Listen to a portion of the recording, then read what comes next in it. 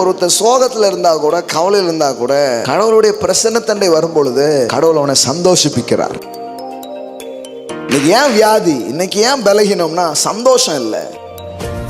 நான் சொல்றேன், சந்தோஷம் இருந்துச்சுன்னா நோயே உங்க உடம்புல இருக்காது, எல்லா நோயும் வெளியில போய். ட்ரை பண்ணி சந்தோஷப்பட்டு இருக்காங்க. அங்கங்க பார்க்ல நின்னுக்கிட்டு காலையில பாருங்க கக்கன்னு சிரிக்கான். எதுக்கு சிரிப்பு வராட்டனாலும் கிச்சி கிச்சி மூட்டியாவது சிரிடா, இல்லைன்னா சுகர்ல போயிருவடா.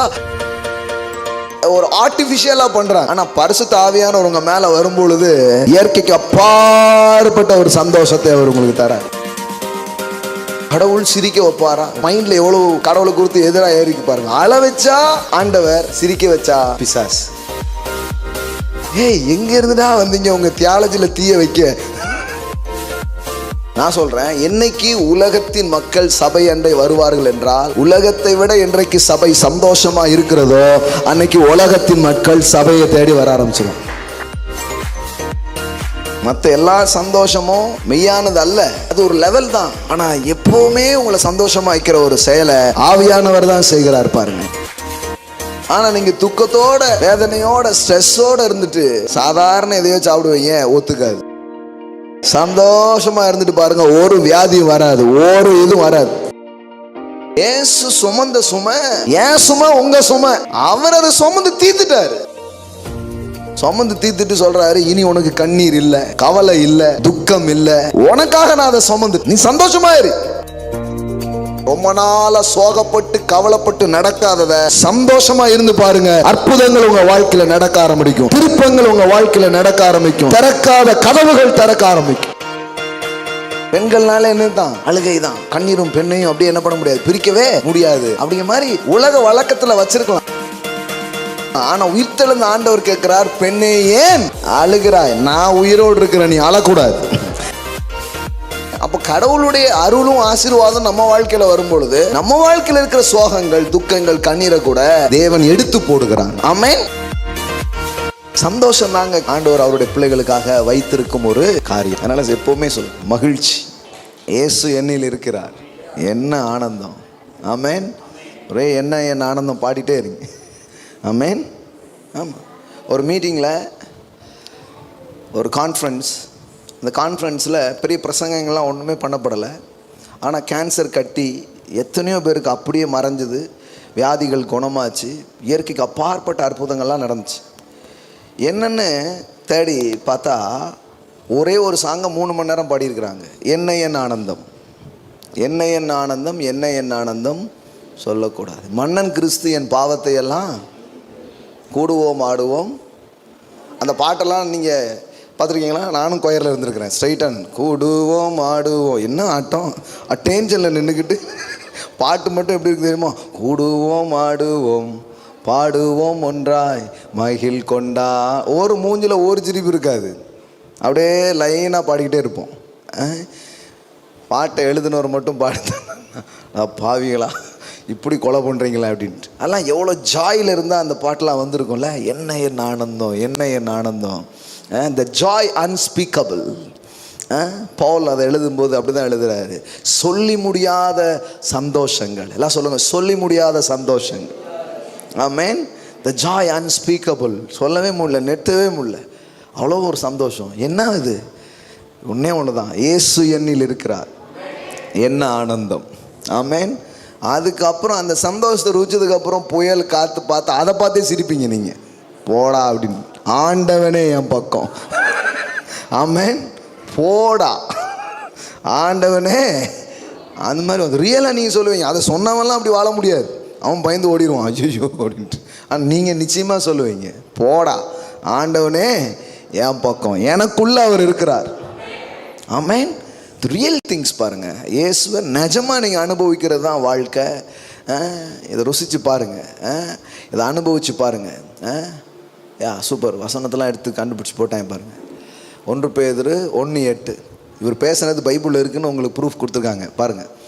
அவரை நீங்கள் காணாமல் இருந்தும் அவரிடத்தில் அன்பு கூறுகிறீர்கள், இப்பொழுது அவரை தரிசியாமல் இருந்தும் அவரிடத்தில் விசுவாசம் வைத்து சொல்லி முடியாததும் மகிமையால் நிறைந்ததுமாய் இருக்கிற சந்தோஷம் உள்ளவர்களாய் களிகூர்ந்து எப்படி வருது பாருங்க, சொல்ல முடியாத ஒரு சந்தோஷம். The joy unspeakable Joy.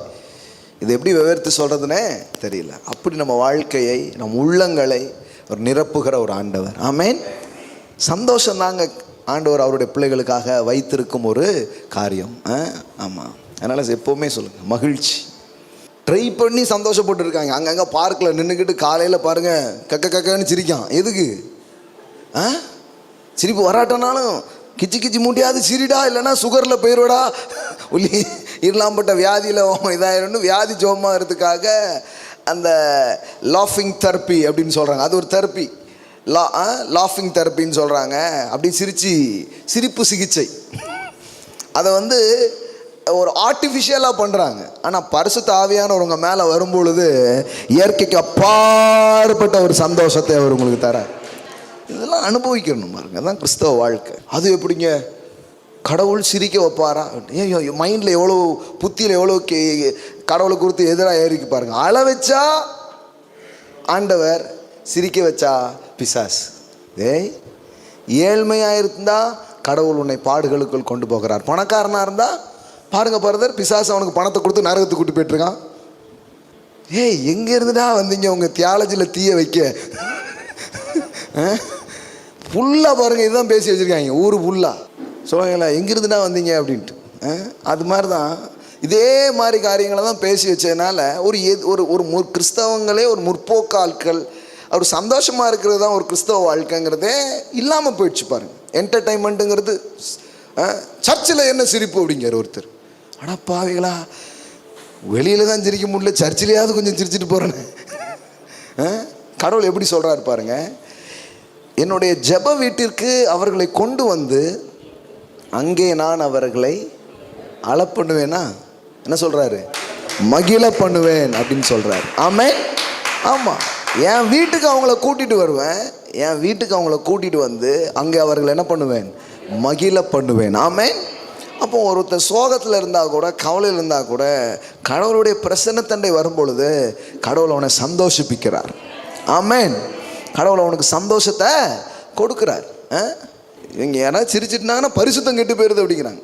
ஆனால் பைபிள் வேற மாதிரி சொல்லுது. நெகேமியா புத்தகத்தில் வாசித்து பார்த்தீங்கன்னா அங்கே என்ன போட்டிருக்குதுன்னா, இந்த நாள் பரிசுத்தமான நாள், யாரும் விசாரப்பட வேண்டாம். அதாவது நம்ம சிரிச்சிட்டா பரிசுத்தம் போயிடுவோங்கிறோம். பைபிள் சோகமாயிட்டா பரிசுத்தம் போயிடுவோம் அப்படிங்க. பின்னும் அவன் அவர்களை நோக்கி, நீங்கள் போய் கொழுமையானவைகளை புசித்து, கொழுப்புலாம் சாப்பிடு பரவாயில்ல நான் பார்த்துக்கிறேன் அப்படின்ட்டு, பயப்படாது, கொழுமையானவைகளை அப்படித்தானே போட்டிருக்குது. அதெல்லாம் கர்த்தர் இருக்கிற ஸ்தோத்திரம் ஆண்டவரேன்னு சாப்பிடு. மதுரமானதை, ஸ்வீட்லாம் வேண்டான்னு சொல்லுவாங்க, அதெல்லாம் கவலைப்படாத, மதுரமானதை குடித்து எல்லாம் சொல்லுங்க. பிரதர் சும்மாவே இங்கே கபலீகரம் பண்ணிக்கிட்டு இருக்காங்க, நீங்கள் வேற வசனம் வேற கொடுக்குறீங்களா? அங்கே பாருங்க, கொழுமையானதை, கடவுளுடைய பிரசன்னத்தில் வாழ்ந்துட்டு விஷத்தையே குடித்தாலும் அது உங்களுக்கு அமிர்தமாக தான் இருக்கும். With God's presence there is no death. இப்போ கடவுளுடைய பிரசனை இல்லைன்னா அமிர்தமே விஷம் மாதிரி தான் இருக்கும். என்னங்க இவர் என்ன ஆச்சு, அமிர்தம் குடிச்சு செத்து போயிட்டாருங்க அப்படின்றாங்க. இது வந்து என்ன புசிக்கிறீங்கிற மேட்ரு கிடையாது. பிரசன்ஸ் இருக்கா இல்லையா, லைஃப் இருக்கா இல்லையா, அதுதான் விஷயம். லைஃப் இருந்ததுன்னா அது என்னன்னாலும் சொல்கிறாங்க பாருங்கள், கல்லை தின்னாலும் செமிக்கிற வயசியா அப்படிங்கிறாங்க. அது மாதிரி கடவுளுடைய பிரசனை இருந்தால் என்ன சாப்பிட்டாலும் ஒன்றும் செய்யாது. இப்போ நம்ம என்ன நினைக்கிறோன்னா சாப்பாட்டில் ஏதோ பிரச்சனை அப்படின்னு நினைக்கிறோம். இல்லை, கடவுளுடைய பிரசன்னத்தில் வாழலை. நம்ம நியூஸ் பேப்பர்லேயும் நியூஸ்லேயும் எதையிலையும் வாழ்கிறோம். கொஞ்சம் நேரம் உட்காந்து 4 பாட்டு பாடி எனக்காக ஒருவர் இருக்கிறாருன்னு யோசித்து பாருங்கள். அப்புறம் உங்கள் சாப்பாடு எல்லாம் நல்ல சாப்பாடாகவே இருக்கும். நீங்கள் என்ன சாப்பிட்டாலும் ஜீரணமாகும். ஆமென். என்ன குடித்தாலும் உங்களுக்கு ஒன்றும் செய்யாத. சாவுக்கு எதுவான யாதொன்றை குடித்தாலும் அது அவர்களை சேதப்படுத்த இல்லைன்னு வச்சுக்கோங்க. நீங்கள் மினரல் வாட்டர் தான் குடிப்பீங்க. இல்லாத பிரச்சனை, நோய் யாருக்கு எல்லாம் மினரல் வாட்டர் குடிச்சிங்களா? மினரலே இல்லையே. ஏன்னா அது அப்படி நடக்காது. என் அப்பத்தையும் தண்ணீரையும் ஆசீர்வதித்து வியாதியை என்னை விட்டு விலக்கி என் ஆயுசு நாட்களை பூரணப்படுத்துகிற ஒரு தேவன் ஒருவர் இருக்கிறார். ஆமென். அப்படி வாழ்கிறதுல தான் அது இருக்குதே தவிர, நீங்கள் சுத்தமான தண்ணியை குடிக்கிறதுனாலையும் சுத்தமான என்னத்தை சுத்தம் என்ன பண்ணாலும் அது ஒரு லெவல் தான். அதுக்கு மேலே ஒன்றுமே கிடையாது. மனுஷன் அப்பத்தினால் மாத்திரம் அல்ல, தேவனுடைய வாயிலிருந்து புறப்படுகிற ஒவ்வொரு வார்த்தையினாலும் பிழைப்பான் என்று எழுதியிருக்கிறது. ஆமென். அதுதான் ரொம்ப முக்கியம். அப்ப கவனிங்க. பின்னும் அவர் அவனை நோக்கி, நீங்கள் போய் கொழுமையானவைகளை புசித்து மதுரமானதை குடித்து. மதுரமானதை குடித்து பாருங்க, சும்மா கிடையாது, நல்ல இனிப்புலாம் தேவையில்லை, மதுரமானதை குடித்து ஒன்றுமில்லாதவர்களுக்கு பங்குகளை அனுப்புங்கள். ஏன்னா நமக்கு நிறைய வந்துடுச்சு, நமக்கு நிறைய உண்டாயிடுச்சு. இப்போ இல்லாதவங்களுக்கெல்லாம் என்ன பண்ணுறோம்? அனுப்புங்கள். இந்த நாள் பாருங்க, உங்கள் கேலண்டரில் எழுதி வச்சுக்கோங்க, அதில் இது வேற. இந்த நாள் நம்முடைய ஆண்டவருக்கு பரிசுத்தமான நாள், விசாரப்பட வேண்டாம், கர்த்தருக்குள் மகிழ்ச்சியா இருப்பதே உங்களுடைய பலன் என்றார். ஆமென். இன்னைக்கு ஏன் வியாதி, இன்னைக்கு ஏன் பலகீனம்னா சந்தோஷம் இல்லை. நான் சொல்றேன், சந்தோஷம் இருந்துச்சுன்னா நோயே உங்க உடம்புல இருக்காது, எல்லா நோயும் வெளியில போய். ஆமா, தேவையற்ற ஸ்ட்ரெஸ்ஸும் அழுத்தங்களும் தான் நோய்களுக்கே காரணம். வேதவசனம் எவ்வளோ அழகா, எத்தனை வருஷத்துக்கு முன்னாடி எழுதி வச்சுக்கு பாருங்க. மகிழ்ச்சியா இருப்பதே உங்களுடைய பலன். எல்லாம் சொல்லுங்க, மகிழ்ச்சியா இருப்பதே என்னுடைய பலன். சந்தோஷமா இருந்துட்டு பாருங்க, ஒரு வியாதியும் வராது, ஒரு இதுவும் வராது. ஆமென். ஆமா. ஆனா நீங்க துக்கத்தோட, வேதனையோட, ஸ்ட்ரெஸ்ஸோட இருந்துட்டு சாதாரண எதையோ சாப்பிடுவீங்க, ஒத்துக்காது. அதான் பிரச்சனை. இது அது சாப்பாடு பிரச்சனையே கிடையாது, சந்தோஷ பிரச்சனை. சந்தோஷமா மகிழ்ச்சியா, அப்போ மகிழ்ச்சியா இருப்பதே உங்களுடைய பலன். என்ன போட்டிருப்பார்? Then Ezra said to them, go your way, eat the rich festival food. எல்லாம் சொல்லுங்க, rich festival food. Amen. Drink the sweet drinks and send a portion to him for whom nothing is prepared, for this day is the holy to our Lord, and do not be worried. எப்படி சொல்றாரு பாருங்க, இந்த நாள் என்ன மாதிரி நாள்? பரிசுத்தமான நாள். எப்படி சொல்றாரு பாருங்க, this day is holy to our Lord, and do not be worried. எப்ப இந்த நாள் பரிசுத்தமான நாள், அதனால worry பண்ணிராத. இது நம்ம இது எல்லாம் ஆப்போசிட்டா இருக்குது. இவங்க என்ன நினைக்கிறாங்கன்னா, யாரோ சந்தோஷமா இருந்தா, பிரதர் சந்தோஷமா இருக்காதீங்க, பரிசுத்தம் கெட்டு போயிடும் அப்படின்ட்டு. அப்போ நம்ம பொறுத்தளவுக்கும் பரிசுத்தவான்கள்லாம் யார் மைண்டில் ஒரு இமேஜ் வச்சுருக்கோம். எப்படி? அவர் சிரிக்கவே மாட்டார், அப்படியே அமைதியாக இருப்பார், மூஞ்செல்லாம் ஒரு மாதிரி இருக்கும், எண்ணெய் வெடிஞ்சிட்டு ஒரு மாதிரி, ஆளை பார்த்தா சிரிக்கவே மாட்டார். கேட்டால், என்ன பிரதர் ஏன் அப்படி இருக்கீங்க? நான் ரட்சிக்கப்பட்டுட்டேன் அப்படிம்பார். இன்னும் சிலர் டைட்டாக இருப்பாங்க, அவங்ககிட்ட கேட்டு பாருங்க, நான் அபிஷேகம் பெற்றுட்டேன் அப்படிம்பாங்க. அதான் என்னையா வெடிது போல் மூஞ்சி போகிறோம், அபிஷேகம் மூஞ்சி புல்லாம் தெரியுது ஐயா அப்படிங்கிற மாதிரி இருக்கும். அப்போ ரொம்ப டைட்டாகிடுறாங்க. ஆமாம். ஆனால் வேதவசனம் எவ்வளோ அழகாக சொல்லுது பாருங்க, அப்படி கிடையாதுங்க. ஆக்சுவலி சந்தோஷமாக இருக்கிறது தான் பரிசுத்தம். விசாரப்பட வேண்டாம், இந்த நாள் நம்முடைய ஆண்டவருக்கு பரிசுத்தமான நாள். அப்போ விசாரப்பட்டா எது கெட்டு போயிருது? பரிசுத்தம் கெட்டு போயிருது. ஆனால் நம்ம என்ன பண்ணிட்டோம்? சந்தோஷப்பட்டா பரிசுத்தம் கெட்டு போயிருன்னு தலைகீழாக பைபிள் படித்து வச்சுருக்கிறோம். அதனால தான் பைபிள் தூக்குன ஆட்கள், ஆண்டவரை நம்பின ஆட்கள்லாம் சோகமாக இருக்கிறாங்க. அவன் பார்த்தான், நமக்கும் வாழ்க்கையிலே ஏகப்பட்ட சோகம் இருக்குது, இந்த சோக கும்பலில் ஏன் சேருவானே அப்படின்னு சொல்லிட்டு வெளியில் எங்கெல்லாம் சந்தோஷம் இருக்கோ அங்கே தேடி போய். நான் சொல்கிறேன், என்னைக்கு உலகத்தின் மக்கள் சபை அண்டை வருவார்கள் என்றால், உலகத்தை விட என்றைக்கு சபை சந்தோஷமாக இருக்கிறதோ அன்னைக்கு உலகத்தின் மக்கள் சபையை தேடி வர ஆரம்பிச்சிடும். என்னையா டான்ஸ் போட்டு பிச்சு உதறிட்டு இருக்காங்க, பாட்டு பாடுறாங்க, இயேசு என்னில் இருக்கிறார், என்ன ஆனந்தம், என்ன இது, என்ன இந்த ஆனந்தம்னு உள்ளே வந்துடுவான். அப்படி தான் ஆண்டவர் அவன் ஏற்றுக்குவான். ஆனால் நீங்கள் சர்ச்சுக்கு வந்துட்டு இப்படி சோகமாக போன அவன் பார்ப்பான், இப்போ தெரியுதா நான் ஏன் வர்றதில்லன்னு, இவ்வளோ சோகமாக இருந்துட்டு நீ போனான்னு போட்டான்னு, நான் பாரு எவ்வளோ சந்தோஷமாக இருக்கேன் அப்படிமா. புரியுதுங்களா உங்களுக்கு? உங்கள் ஜாய் தான் காஸ்பல். ஆமென். எல்லாம் சொல்லுங்கள், சந்தோஷம் தான் சுவிசேஷம். உங்கள் முகத்தின் சந்தோஷத்தை பார்த்தே 30 பேர் ரட்சிக்கப்படுவான். ஆமென். என்ன இது எனக்கு இல்லையே, என்கிட்ட பொன்னகை மட்டும் இருக்கிறது, ஆனால் புன்னகையே இல்லை. ஆனால் உங்ககிட்ட பொன்னகையும் இருக்கு, புன்னகையும் இருக்கு. அதனால ஆமென். ஆனால் நம்ம கிறிஸ்தவங்கிட்ட பார்த்தீங்கன்னா, அதுவும் நம்ம வெந்தய கோசையே கேட்கவே வேண்டாம், இதுகிட்ட பொன்னகையும் கிடையாது, சகிக்கலை பார்க்க. ஒடிருதான். இந்த பக்கம் என்ன பண்ணிடாத, அங்கேயாவது கொஞ்சம் ஏதாவது போட்டுக்கிட்டு வச்சு நகை போட்டு பார்த்தா லட்சணமாக ஏதாவது வந்துடுது. இங்கே பார்த்தீங்கன்னா முழுக்குன்னு இருக்கும், சந்திரமுகி மாதிரி. ஆமாம், 3 மணிக்கெலாம் அந்த வெள்ளை ஓட்டை எது போட்டிங்கன்னா பார்த்தீங்கன்னா ஆவி கீவி விட்டிங்கன்னா வேற மாதிரி இருக்கும். பயந்து ஓடிடுவாய் ஊரே. அப்பா ஓடிடுவாங்க பயந்து. அந்த மாதிரி தான் இருப்பாங்க. காதில் கீரை எல்லாம் கலட்டி இருக்குமா, முன்னாடி குத்தி இருக்கும், இப்போ ஒன்றுமே இருக்காது. ஒரு மாதிரி ஆகிடும், பார்த்தாலே பயந்துடும், அரண்டுருவாங்க. அரல்ற மாதிரி இருந்துக்கிட்டு எங்கள் சர்ச்சுக்கு வாங்க அப்படின்னு அப்படி இருக்கும். இப்படியே ஆகிட்டாங்க பாருங்களேன். கொஞ்சம் சந்தோஷமாக இருந்து பாருங்கள், மகிழ்ச்சியாக இருந்து பாருங்கள். கத்துறதை தர்றாருங்க. கத்துட்டு தான் சந்தோஷம் இருக்குது. மற்ற எல்லா சந்தோஷமும் மெய்யானது அல்ல, அது ஒரு லெவல் தான். ஆனால் எப்போவுமே உங்களை சந்தோஷமாக வைக்கிற ஒரு செயலை ஆவியானவர் தான் செய்கிறார் பாருங்க. இப்போ என்ன அழகாக சொல்கிறாரு பாருங்க, நீங்கள் போய் கொழுமையானவைகளை புசித்து மதுரமானதை குடித்து ஒன்றுமில்லாதவர்களுக்கு பங்குகளை அனுப்புங்கள். இந்த நாள் நம்முடைய ஆண்டவருக்கு பரிசுத்தமான நாள், விசாரப்பட வேண்டாம். கர்த்தருக்குள் மகிழ்ச்சியாக இருப்பதே என்னது?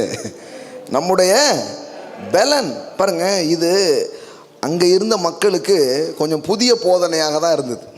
இந்த நெகேமியா காலத்தில் இந்த இடிந்து போன அலங்கத்தெல்லாம் இவர் என்ன பண்ணுறாரு, கட்டி எழுப்பி அங்கே இருக்கிற மக்களுக்கு இந்த காரியத்தை அவர் சொல்லும்போது அங்கே இருக்கிறவங்களுக்கு அது எப்படி தான் இருந்தது, புதுசாக தான் இருந்தது.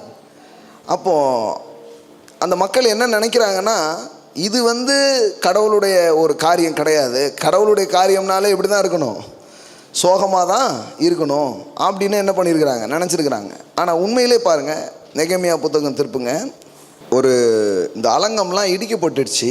இடிக்கப்பட்டதுக்கப்புறம் நெகேமியாவின் தலைமையில் இந்த அலங்கம் என்ன பண்ணப்படுகிறது, கட்டப்படுகிறது. கட்டி எழுப்பி இந்த ஒரு விழாவாக அதை என்ன பண்ணுறாங்க, கொண்டாடுறாங்க. அப்போது நீங்கள் பார்த்தீங்கன்னா ரொம்ப நாளுக்கு அப்புறம் நியாயப்பிரமாணம் இதெல்லாம் எடுத்து என்ன பண்ணுறாங்க, வாசிக்கிறாங்க. வாசிக்கும்போது பார்த்தீங்கன்னா மக்கள் முதல்ல அழுதாங்களாம். 8:9 பாருங்கள். ஜனங்கள் எல்லாரும் நியாயப்பிரமாணத்தின் வார்த்தைகளை கேட்டபோது அழுதபடியால், எல்லாம் சொல்லுங்கள், நியாயப்பிரமாணத்தின் வார்த்தைகளை கேட்டபோது அழுதபடியால். எல்லாம் அவங்க சில நேரத்தில் நமக்கு இந்த நேரத்தில் என்ன ரியாக்ட் பண்ணணும்னு தெரியாது. ரொம்ப நம்ம சிரிக்கலாம் அப்படிமா, சிரிக்கணுமா அழணுமான்னு தெரியல. அவங்க என்ன நினைக்கிறாங்கன்னா, கண்டிப்பாக அழணும் போல அப்படின்னு ரொம்ப எமோஷ்னலாக என்ன பண்ணுறாங்க, எல்லாரும் அழுறாங்க. அங்கே பாருங்கள், அடுத்த அழுதபடியால் என்ன போட்டிருக்கு, திர்சாதா என்னப்பட்ட நெகேமியாவும் வேத பாரகராகிய எஸ்ரா என்னும் ஆசாரியனும் ஜனங்களுக்கு விலக்கி காட்டின லேவியரும் சகல ஜனங்களை நோக்கி, இந்த நாள் உங்கள் தேவனாகிய கர்த்தருக்கு பரிசுத்தமான நாள், நீங்கள் துக்கப்படவும் அளவும் வேண்டாம் என்றார்கள். பாருங்க, ஒரு பெரிய விளக்கமே கொடுக்க வேண்டியிருக்கு. அழாதீங்க, நீங்கள் அழ வேண்டியதில்லை, நீங்கள் சந்தோஷமா இருக்கலாம் அப்படி சொல்கிறாங்க. பின்னும் அவன் அவர்களை நோக்கி, நீங்கள் போய் கொழுமையானதை புசித்து மதுரமானதை குடித்து ஒன்றுமில்லாதவர்களுக்கு பங்குகளை அனுப்புங்கள். இந்த நாள் நம்முடைய ஆண்டவருக்கு பரிசுத்தமான நாள், விசாரப்பட வேண்டாம், கர்த்தருக்குள் மகிழ்ச்சியாக இருப்பதே உங்களுடைய பலன் என்றான். லேவியரும் ஜனங்களை எல்லாம் அமர்த்தி அழாதிருங்கள். என்ன பண்ணுங்க, ஆமாம், அழாதீங்க, இந்த நாள் பரிசுத்தமான நாள், விசாரப்பட வேண்டாம். அப்பொழுது ஜனங்கள் எல்லோரும், இப்போ கவனிங்க, இதுதான் ரொம்ப முக்கியம். அப்பொழுது ஜனங்கள் எல்லோரும் தங்களுக்கு அறிவிக்கப்பட்ட வார்த்தைகளை உணர்ந்து கொண்டபடியினால், எல்லாம் சொல்லுங்க, வார்த்தைகளை உணர்ந்து கொண்டபடியினால் புசித்து குடிக்கவும் பங்குகளை அனுப்பவும் மிகுந்த சந்தோஷம் கொண்டாடவும் போனார்கள். ஆமென், ஹல்லேலூயா. வார்த்தைகளை உணர்ந்து கொண்டபடியினால், வார்த்தையை உணராத வரைக்கும் சோகத்தில் தான் உட்கார்ந்துருக்கிறாங்க. ஆனால் வார்த்தையை உணர்ந்து கொண்டபடியினால் என்ன பண்ண ஆரம்பிச்சிட்டாங்க, அவ்வளோதான், அப்பா இது நம்ம சோகமாக இருக்க வேண்டிய நாள் கிடையாது. நம்ம சந்தோஷமாக இருக்கலாம், மகிழ்ச்சியாக இருக்கலாம். மிகுந்த மகிழ்ச்சி கொண்டாடவும் போனார்கள். அப்போ பாருங்க எவ்வளோ ஒரு அப்படியே மாறுது பாருங்க. எல்லாரும் அழுதுகிட்டு இருக்காங்க, சோகப்பட்டுருக்கிறாங்க. அப்புறம் வேதத்தை எடுத்து, நம்முடைய தேவன் சோகத்தின் தேவன் அல்ல, நம்முடைய தேவன் ஆனந்தத்தின் தேவன். தெரியுங்களா ஆண்டவருக்கு பேர் என்னன்ட்டு? நித்தியானந்தர். அதான் நான் சொல்ல வரேன். யாரோ அந்த பேரை வச்சு பேர் வாங்கிட்டாங்க வேற மாதிரி. ஆனால் வேத வசனம் சொல்லுது நம்ம தேவனுடைய பேர் என்ன பேரா? அப்படியே பைபிளில் இருக்கு. அங்கே பாருங்க, 1 தீமோத்தேயு 6:15 வாசித்து பாருங்க. அந்த பிரசன்னமாகுதலை தேவன் தம்முடைய காலங்களில் வெளிப்படுத்துவார். அவரே ஊரில் யாரோ சொல்லுவாங்க, கழுதைக்கு பேர் முத்துமாலையாங்கிற மாதிரி யாரோ பேர் வச்சு எப்படியோ பேர்ப்பாங்க. அதெல்லாம் இல்லை, நம்ம தேவனுடைய பேர் என்ன பேரா? அவரே நித்தியானந்தமுள்ள ஏக சக்கராதிபதியும் ராஜாதி ராஜாவும் கத்தாதி கத்தாவுமாய் அவர் இருக்கிறார். ஆமென். அவர் பேருங்க, அவர் பேர் கடவுள். நம்ம என் தேவன் யாரு? தேவனை நீங்கள் என்னவா பார்க்குறீங்க? ஆண்டவர்னோடனே சில சொல்றார், இயேசு கண்ணீர் விடுகிறார் அப்படிங்கிற. கண்ணீர் விடுகிற இயேசுவே பார்த்துட்டே இருக்கிறாங்க பாருங்க. நான் கேட்கேன், 2000 வருஷமா இன்னும் கண்ணீர் விட்டுட்டேவா இருக்காரு? சொல்ற, எருசலேம் வீதியில அப்படியே அழுது கொண்டே இயேசு போனார். என்ன போனார்? இன்னும் என்ன பண்ணிட்டே இருக்கிறாரு? அப்படி அழுதுகிட்டே இருக்கிறாருங்கிறாங்க. இல்லைங்க, சிங்காசனத்தில் வீற்றிருக்கிறவர் நகைப்பார். ஆமென். சிங்காசனத்தில் உட்காந்துட்டு இருக்கிறவர் இப்போ என்ன பண்ணிட்டு இருக்கிறாரு? இப்போ இயேசு எந்த மூடில் இருக்கிறாரு நீங்கள் சொல்லுங்க? சிரிச்சுட்டே இருக்கார், லாஃபிங் மூடில் இருக்கிறார். லாஃபிங் ஜீசஸ். நம்ம ஆட்கள் அப்படியே ரத்தம் சிந்துற மாதிரி, நெஞ்சில் தீ எரியும். இங்கன யாரையா தீ வச்சா இயேசுக்கு அப்படின்னு இங்கன தக்க தக்க தக்கன்னு எரிஞ்சுக்கிட்டு இருக்கும். பார்த்துருக்கீங்களா? இங்கனே இப்போ யாரையா கொளுத்துனா அவர் அப்படியே ஒரு சோகமா 2 ஆட்டுக்குட்டி அங்கே நிற்கும். அதுவும் 2 ஆட்டுக்குட்டி தானே, அவர் மேய்ச்சல் அவ்வளோதான் இருக்குது போல்.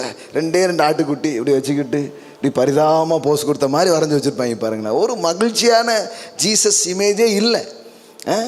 இயேசு கண்ணீர் விட்டார் அப்படின்னு அதை ஒரு தியானம் பண்ணிட்டு இருப்பாங்க உட்காந்து. 3 இடங்களிலே அவர் கண்ணீர் விட்டார். முதலாவது இடம் அவர், 3 இடம் நானும் தினமும் கண்ணீர் விட்டுக்கிட்டு இருக்கேன் போங்க. நான் தான் அப்படி பார்த்தா இயேசுவோட கண்ணீர் விட்டதில் நான் தான் கூட ரேங்கு. அங்கே கண்ணீர் விட்டார், இங்கே கண்ணீர் விட்டார்னு அதையே தியானிச்சுட்டு இருப்பாங்க பாருங்க உட்காந்து. ஆனால் இவங்களுக்கு விளங்கலை. இப்போ பாருங்க, வார்த்தையை விளங்கி கொண்ட போதுங்கிற மாதிரி அவர் ஏன் கண்ணீர் விட்டார்னா, ஏன் கண்ணீரை, ஏன் துக்கத்தை அவர் சுமந்து என்ன சந்தோஷமாக்குறதுக்காக மெய்யாகவே என் பாடுகளை ஏற்றுக்கொண்டு என் துக்கங்களை சுமந்தார். இயேசு சுமந்த சுமை ஏன் சுமை? உங்க சுமை. அவர் அதை சுமந்து தீர்த்துட்டாரு. சுமந்து தீர்த்துட்டு சொல்றாரு, இனி உனக்கு கண்ணீர் இல்லை, கவலை இல்லை, துக்கம் இல்லை, உனக்காக நான் அதை சுமந்துட்டேன், நீ சந்தோஷமா இரு. இப்போ இயேசுக்கு என்ன சோகம்? அவருக்கு என்ன சோகமும் கிடையாது. நம்முடைய பாரங்களை, துக்கங்களை தான் மேல என்ன பண்றாரு? ஏற்றுக்கொண்டு. மரியாள் அழுத போது இயேசு என்ன பண்றாரு? அழுறாரு. அவங்களுடைய எமோஷனல்ல அவர் பார்ட்டிசிபேட் பண்றாரு. எமோஷனல்ல பார்ட்டிசிபேட் பண்றாரு. எருசலேம் வீதியில் பெண்கள்லாம் அழுறாங்க. ஏ சொல்கிறாரு, எனக்காக என்ன பண்ணாதீங்க, அழாதீங்க. எதுக்கு போட்டு அழுதீங்க? அழாதீங்கன்னு தான் சொன்னார். அழுங்குன்னு எங்கேயாவது ஏசு குறிப்பு, நல்லா அழுங்க, பத்தாது இன்னும் எமோஷனல் எதிர்பார்க்குறேன் உங்ககிட்ட. இன்னொரு டைரக்டர் மாதிரி அழுங்க அப்படின்னா சொல்லிட்டு இருந்தார். அழுங்கன்னு சொன்னாரா? எங்கேயாவது அழுங்கன்னு ஏசு பிரசங்கம் பண்ணாரா? அழுங்கன்னு சொல்லவே இல்லையே. அழாதீங்க, கவலைப்படாதீங்கன்னாரு, அழாதீங்கன்னாரு, உங்கள் இருதயம் கலங்காது இருப்பதாக அப்படின்னாரு, பயப்படாதீங்கன்னாரு. நெகட்டிவான அந்த எமோஷனலானது சொல்லவே இல்லையே. எங்கேயாவது அழுங்க, நல்லா அழுங்க அப்படின்னு சொல்லவே இல்லையே. ஒரே ஒரு விஷயத்தில் தான் பாருங்க, இந்த அழுகைங்கிறது எப்படி ஒரு ஆனந்த பெருக்கில் சில நேரத்தில் பார்த்தா அவருடைய அன்பு கிருபைகள் இதெல்லாம் நினைக்கும் போது என்ன வருது? நன்றியில் வருது. அது வேற பாருங்க, அது வேற. நன்றியில் அப்படியே நினச்சா, இவங்க கூட பாட்டு படிக்கும்போது நினச்சா, நம்மளை ஒரு நாள் ஏசு சந்திச்சாரு, அதை நினச்சாலே வேற மாதிரி இருக்குது. அப்பா நீங்கள் அன்றைக்கி வரலன்னா நான் அவ்வளோதான், காலி ஆயிருந்திருப்பேன். ஆமாம், சோழி முடிஞ்சிருக்கும். இன்னைக்கு கொஞ்சம் பேருக்கு சோழி கொடுக்குற அளவுக்கு கடவுள் நம்மளை வச்சிருக்கிறாருன்னா அதை நினச்சி பார்த்தா கொஞ்சம் நன்றி உணர்வில் என்ன வருது? கண்ணீர் வருது. அப்புறம் இன்னொரு விதத்தில் பார்த்தீங்கன்னா, எங்கேயாவது மக்கள் கொஞ்சம் அறியாமல் சில கஷ்டங்களில் துயரங்கள் இருக்கும்போது பார்த்தா அவங்களுக்காக ஒரு கண்ணீர் வருது. இப்படி இருக்கிறாங்களே, இந்த மக்கள்லாம் எப்போ மீண்டு வருவாங்க, இவங்களுக்காக ஏதாவது பண்ணுமே ஆண்டவரேன்னு சில கதைகளை சிலதை கேட்கும்போது அப்படியே என்ன வருது கண்ணீர். இதெல்லாம் நல்லது பாருங்கள். ஆனால் நம்ம வாழ்க்கையின் இது நல்லது, ஒரு நல்ல இதயம் நமக்கு இருக்குங்கிறதுக்கு அடையாளம். இந்த கண்ணீர் வரலன்னா தான் அங்கே தப்பு. பாவி கல்லஞ்சு காரா அப்படின்னு சொல்ல வேண்டியிருக்கும் இல்லையா? அது இயல்பாக வருது. அதையுமே பாருங்கள், இந்த மதத்தில் நமக்கு உனக்கு வரலையாமாங்க, வரல சார், வரல விடுங்களேன், உனக்கு ஆத்மா பாரம் இல்லையா? எனக்கு ஏற்கனவே நிறைய பாரம் இருக்குது, என் ஆற்றுல நிறைய பாரம் இருக்குது, இதில் ஆத்மா பாரம் வேறையா அப்படின்றாங்க. அது அப்படி வராது, அது நமக்கே வரும். நம்ம கடவுளுடைய அன்பை பெற்று கிருபையை பெற்று வரும்போது சில மனிதர்களை பார்க்கும்போது இவங்க இப்படி இருக்கிறாங்க, இந்த குடும்பம் இப்படி இருக்குது, இந்த நபர்கள் இப்படி இருக்கிறாங்க, இவங்க நல்லா வரணுமேன்னு நமக்கே ஒரு அறியாமல் ஒரு இது வருது. அதெல்லாம் ஓகே, அதெல்லாம் நல்ல துக்கங்கள், அதெல்லாம் நல்ல விதமாக வர்ற ஒரு கண்ணீர். ஆனால் இது தவிர வாழ்க்கையில் நாம் சோகமாக இருக்க வேண்டிய அவசியம் இல்லை. ஆமென். ஆமாம், இன்னையிலிருந்து அதுக்கு ஒரு முற்றுப்புள்ளி, உங்கள் அழுகைக்கும் கண்ணீருக்கும் ஒரு முற்றுப்புள்ளி இயேசு இரத்தத்தை கொண்டு வைக்கப்படுவதாக உங்கள் வாழ்க்கை. ஆமென். அப்போ அழுங்கன்னு இயேசு பிரசங்கம் பண்ணவே இல்லை, அழாதீங்கன்னு தான் சொன்னார். உயிரோடு இயேசு எழும்பின உடனே, உயிர்த்தெழுந்த உடனே இயேசு ஒரு பெண்ணை தான் என்ன பண்ணுறாரு, முதல்ல சந்திக்கிறார். ஆமென். பெண்ணையை பார்த்து என்ன சொன்னார் தெரியுமா? ஸ்ரீயே ஏன் அழுகிறாய்? என்னமோ அழுகைக்கும் இவங்களுக்கும் பெரிய ஒரு கனெக்ஷன் இருக்கிற மாதிரி, எங்கள் சொத்து உரிமை, என் அழுகை என் உரிமை அப்படின்னே வாழ்கிறாங்க. அது ஏன்னே தெரில பாருங்க. பெண்கள்னால என்ன தான் அழுகை தான்.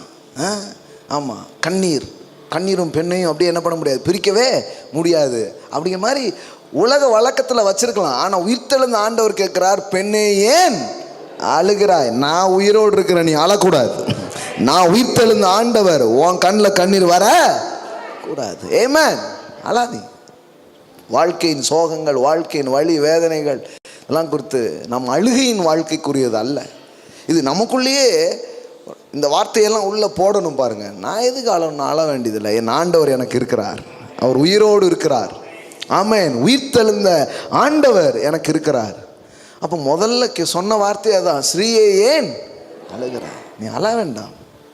அப்போ அழாதீங்கன்னா இயேசு சொன்னாரே தவிர, எங்கேயாவது கூடி கொஞ்சம் ஞாயிற்றுக்கிழமை 1 மணி நேரமாவது அழக்கூடாதா? அப்படிலாம் என்ன பண்ணல, அழுகையை ஆதரித்து ஒன்றும் பேசலை. மாறா பைபிள் முற்போக்காக தான் இருக்குது பைபிள் இல்லையா? பவுல் எடுத்துக்கோங்க, இஸ்ரவேலர்களுக்காக மக்கள் ரட்சிப்புக்காக எனக்கு ஒரு கண்ணீர் வருதுன்னு சொன்னாரே தவிர, மற்றபடி அவர் என்ன சொல்கிறாரு? சந்தோஷமாயிருங்கள், சந்தோஷமாய் இருங்கள் என்று மறுபடியும் எத்தனை வாட்டி சொன்னாலும் தகும். ஏன்னா காலையில் தான் சொல்லியிருப்போம், சாயங்காலம் ஒரு மாதிரி வருவாங்க, என்னாச்சு அண்ணாச்சி என்னாச்சு, காலையில் தானே சொன்னேன், அதுக்குள்ளே ஒரு சோகமாயிருது. அப்போ திரும்பி சொல்ல வேண்டியது இருக்குது. என்ன சொல்ல வேண்டியதுக்குன்னா, சந்தோஷமாயிருங்கள் என்று மறுபடியும் உங்களுக்கு சொல்லுகிறேன். அப்போ திருப்பி வேதவசனம் கடவுளுடைய பிள்ளைகளுக்கு என்ன அழைப்பு கொடுக்குது? சந்தோஷமாக தான் சொல்லுது. மகிழ்ச்சியை தான் தேவன் தன் ஜனங்களுக்காக என்ன பண்ணியிருக்கிறார், வச்சிருக்கிறார். கர்த்தருக்குள் எப்பொழுதும் சந்தோஷமாயிருங்கள் என்று மறுபடியும் சொல்லுகிறேன். அந்த புத்தகத்தில் பாருங்க, பிலிப்பியர் புத்தகத்திலே மகிழ்ச்சி, சந்தோஷம், இதுவே திருப்பி எழுதுறார் ஒரு புத்தகம் முழுவதும். ஆனால் அவர் ஜெயிலுக்குள்ளே தான் இருக்கார். ஜெயிலுக்குள்ளே இருந்துக்கிட்டு கடிதம் எழுதுறாரு விசுவாசிகளுக்கு. என்ன எழுதுறாரு? சந்தோஷமா இருங்க அப்படின்ட்டு. நம்ம வழக்கமாக ஜெயிலுக்குள்ளே இருக்கிற ஆளுக்கு நம்ம லெட்டர் எழுதுவோம், கவலைப்படாத, ஜாமீன் எப்படியாவது வாங்கி உங்களை வெளியில் என்ன பண்ணிடுதோம், கொண்டு வந்துடலாம், கடல்ல இல்லைன்னாலும் பரவாயில்ல அப்படின்னு ஏதாவது சொல்லிக்கிட்டு இருப்போம். ஆனால் இவர் உள்ளே உட்காந்துக்கிட்டு, ஜெயிலுக்குள்ளே உட்காந்துக்கிட்டு வெளியில் உள்ள ஆட்களுக்கு சொல்கிறாரு, எப்போ கவலைப்படாதீங்க, சந்தோஷமா இருங்க அப்படிங்காரு. யார் ஜெயிலுக்குள்ளே இருக்கா, யார் வெளியே இருக்கானே தெரிய மாட்டேங்குது பாருங்களேன். அப்போ கடவுளுடைய வார்த்தை உங்களுக்குள்ளே இருந்தால் சிறையில் கூட நீங்கள் சந்தோஷமாக தான் இருப்பீங்க. வாழ்க்கையின் பிரச்சனைகளுக்கு நடுவில் கூட நீங்கள் மகிழ்ச்சியாக தான் இருப்பீங்க. ஆமென். இன்னொரு ரகசியத்தை நான் உங்களுக்கு சொல்கிறேன். ரொம்ப நாளாக சோகப்பட்டு கவலைப்பட்டு நடக்காததை சந்தோஷமாக இருந்து பாருங்க. அற்புதங்கள் உங்கள் வாழ்க்கையில் நடக்க ஆரம்பிக்கும். திருப்பங்கள் உங்கள் வாழ்க்கையில் நடக்க ஆரம்பிக்கும். திறக்காத கதவுகள் திறக்க ஆரம்பிக்கும். நமக்கு யாரோ எங்கேயோ சொல்லிட்டாங்க, மூஞ்ச கொஞ்சம் வாடலாக வச்சுக்கிட்டா ஏதோ நடக்கும் அப்படின்ட்டு. நடக்காது. வீட்டுக்காரங்க கிட்ட கூட நடக்காது. சோகமாக இருந்து ஒன்றத்தையும் சாதிக்கவே முடியாது. பைபிளில் சாதித்த எல்லா சாதனையும் எஸ்தர் எப்படி சாதிச்சா?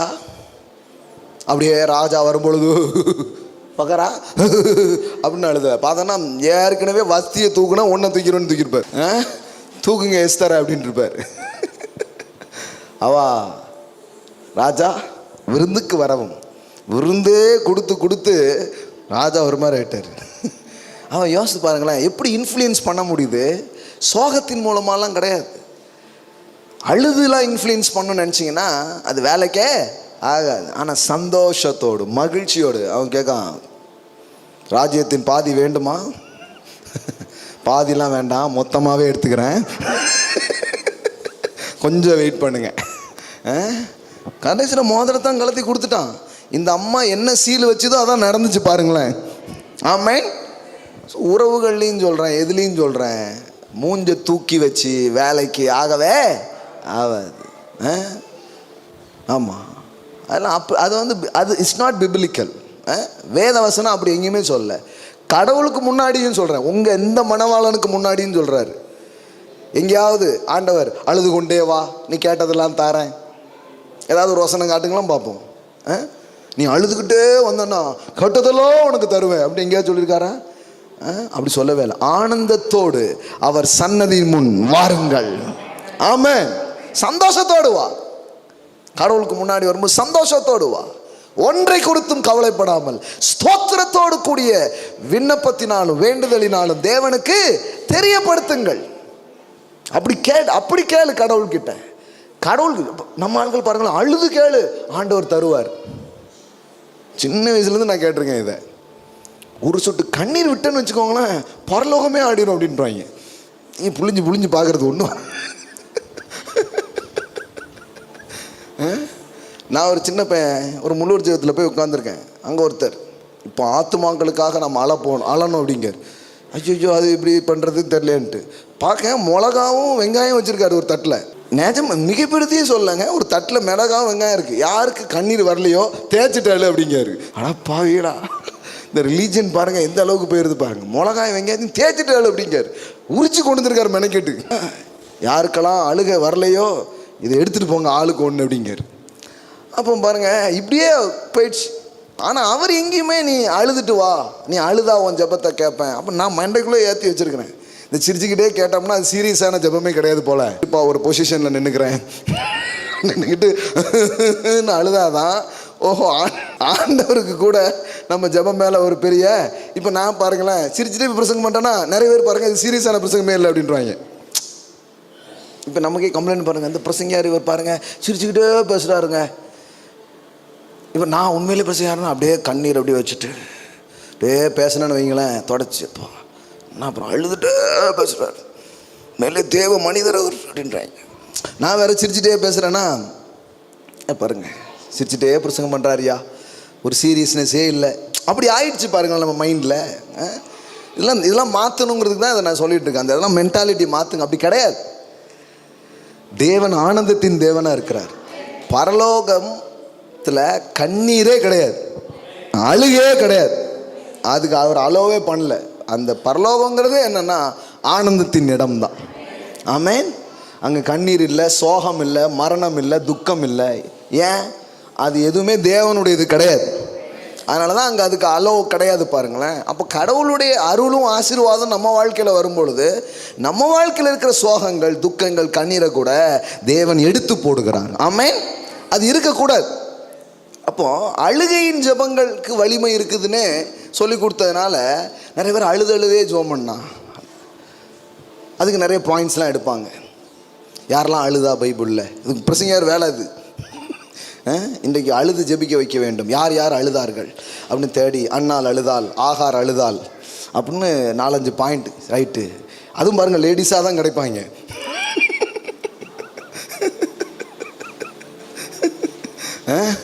யாரெல்லாம் அழுதா அப்படின்னு ஒரு 4-5 இதை எடுத்துகிட்டு வந்து பேசுவாங்க பாருங்கள். அது அந்த கதையை நீங்கள் கவனித்து பார்த்தீங்கன்னா, ஆகாரின் அழுகை ஒரு அறியாமையின் அழுகை.